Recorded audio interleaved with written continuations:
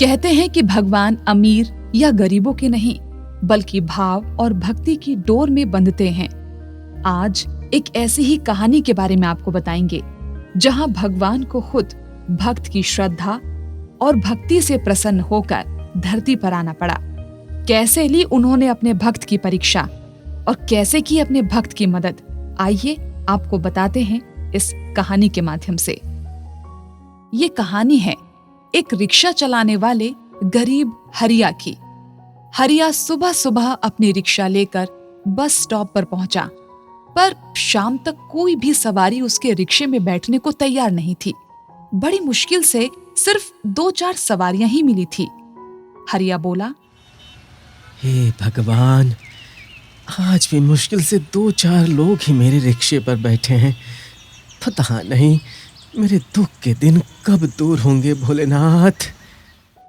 वहीं पास ही खड़ा एक दूसरा रिक्शे वाला हरिया से बोला, अरे हरिया भैया, अब तुम्हारी रिक्शा बेकार हो गई है। लोग नई रिक्शा को छोड़कर भला तुम्हारी पुरानी टूटी हुई रिक्शा पर क्यों बैठेंगे? अरे खुद ही सोचो। अच्छा मैं चलता हूँ, सवारी को छोड़ना है।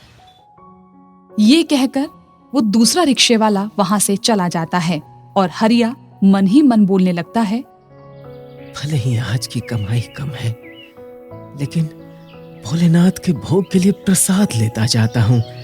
सुनंदा शाम की आरती के लिए राह देख रही होगी।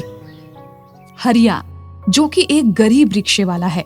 हरिया का रिक्शा अब काफी बेकार और पुराना हो गया है, इसीलिए उसके रिक्शे पर कोई भी सवारी बैठने को तैयार नहीं होती, और तैयार हो भी जाए तो पैसे कम देती है।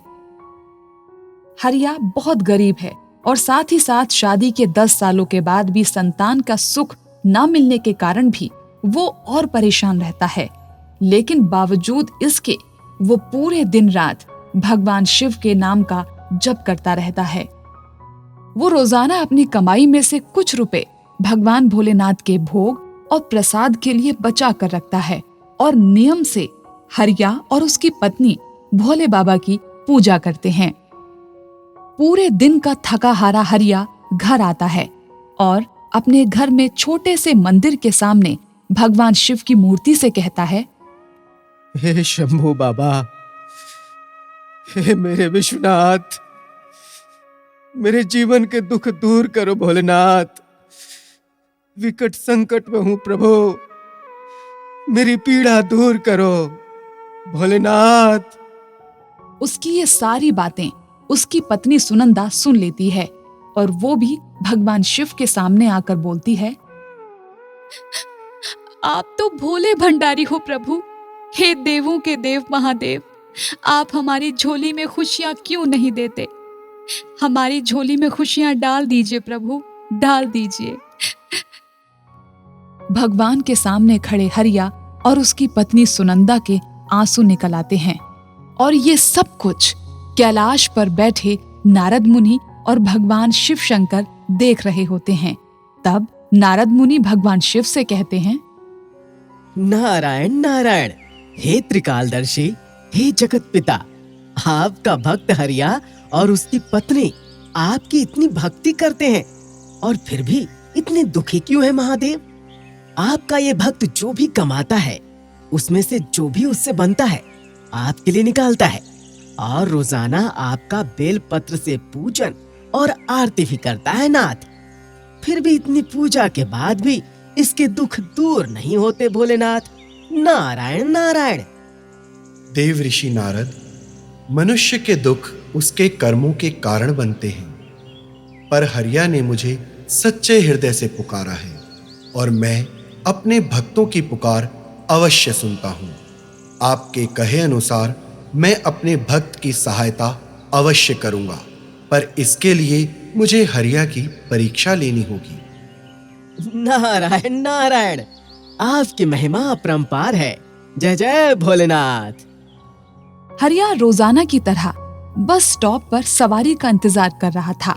तभी एक सफेद बालों वाला, लंबी दाढ़ी वाला और पुराने से कपड़ों में एक बूढ़ा रिक्शे वाले के पास आता है और रिक्शे वाले से कहता है, ओ भाई, जरा मुझे मेरे घर तक छोड़ दोगे? मेरा बटुआ कहीं गिर गया है बेटा, और मेरे पास पैसे भी नहीं हैं। अरे माफ करो बाबा, इतनी कड़ी धूप में पैसे की सवारी छोड़कर तुम्हें छोड़ने थोड़े ना जाऊंगा, वो भी फ्री में। पागल समझा है क्या? वो देखो सामने हरिया रिक्शे वाला खड़ा है, वैसे भी उसे कोई सवारी नहीं मिलती है तो तुम्हें वो छोड़ देगा। रिक्शे वाले की बात सुनकर वो बूढ़ा आदमी हरिया के पास आता है और बोलता है, बेटा, मुझे मेरे घर तक जाना है, क्या तुम मुझे ले चलोगे बेटा? क्या बताएं, मेरा बटुआ कहीं खो गया है, मेरे पास पैसे नहीं है बेटा तुम्हें देने के लिए। क्या तुम मुझे छोड़ दोगे? तुम्हारी बड़ी मेहरबानी होगी। हाँ हाँ बाबा, आप परेशान मत हो, पैसों की कोई बात नहीं।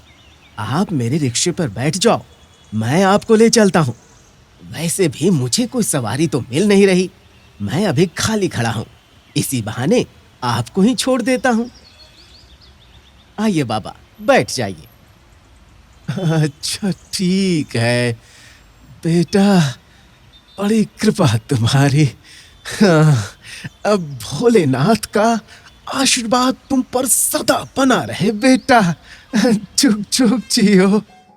हरिया उस बूढ़े व्यक्ति को अपने रिक्शे पर बिठाकर चल पड़ता है। बेटा बेटा, बस बस, रिक्शे को यही मंदिर के पास रोक दो बेटा। हाँ हाँ हाँ, ठीक है बाबा। बेटा, तुम बहुत अच्छे हो, इतनी गर्मी और धूप में मुझे यहाँ छोड़ने के लिए तुमने हाँ हाँ बोल दी। हाँ, और वो भी बिना पैसों के। वाह बेटा, भोलेनाथ तुम्हारा भला करे। जैसे ही हरिया उस बूढ़े व्यक्ति को देखता है तो वहां वो बूढ़ा व्यक्ति नहीं बल्कि साक्षात भगवान शिव महादेव प्रकट होते हैं, क्योंकि वो बूढ़ा आदमी कोई और नहीं बल्कि खुद त्रिलोकीनाथ भगवान शिव थे, जो हरिया की परीक्षा लेने के लिए आए थे। हरिया, तुम मेरे सच्चे भक्त हो, तुम मेरी परीक्षा में सफल हुए। बाबा बाबा, बाबा आप यहाँ। जय हो भोलेनाथ, जय जय शिव शंभू। धन्य भाग मेरे, अहो भाग्य मेरे भोलेनाथ, मेरे लिए आप साक्षात चले आए। हर हर महादेव। भोलेनाथ, आपके श्री चरणों में मेरा रोम रोम समर्पित है भोले बाबा। भोलेनाथ। हरिया, मैं तुम्हारी परीक्षा लेने आया था।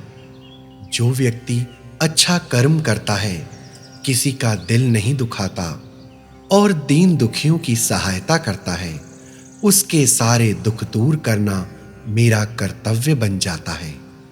आज से तुम्हारे जीवन के सभी दुख दूर हो जाएंगे। ऐसे ही सबकी सहायता और अच्छे कर्म करते रहना। मैं तुम्हें संतान, धन वैभव और सुख शांति का आशीर्वाद देता हूं। मेरा आशीर्वाद सदैव तुम्हारे ऊपर बना रहेगा। भोलेनाथ का आशीर्वाद मिलने के बाद हरिया ने कभी पीछे मुड़ के नहीं देखा और साथ ही साथ उस दिन के बाद से उसने और भगवान शिव का नाम जपना प्रारंभ कर दिया, लोगों को दान देना शुरू कर दिया, गरीबों की मदद करनी शुरू कर दी और जरूरतमंदों के हरिया काम आने लगा। और भगवान शिव ने भी हरिया और उसकी पत्नी सुनंदा की झोली खुशियों से भर दी। तो दोस्तों, हमें इस कहानी से यही शिक्षा मिलती है कि हमें हमेशा दूसरों की मदद करनी चाहिए, क्योंकि ना जाने किस रूप में ईश्वर हमारे सामने आ जाए। इसीलिए जरूरतमंद गरीबों की मदद करना ईश्वर की ही भक्ति करने के जैसा होता है। ये कहानी आपको कैसी लगी, हमें कमेंट करके जरूर बताएं। ऐसे ही रोचक ज्ञानवर्धक जानकारियों को जानने के लिए हमारे इस चैनल को लाइक, शेयर और सब्सक्राइब जरूर करें। और हाँ, बेल आइकन दबाना बिल्कुल ना भूलें, ताकि ऐसी रोचक जानकारियों से आप हमेशा अपडेट रहें। नमस्कार।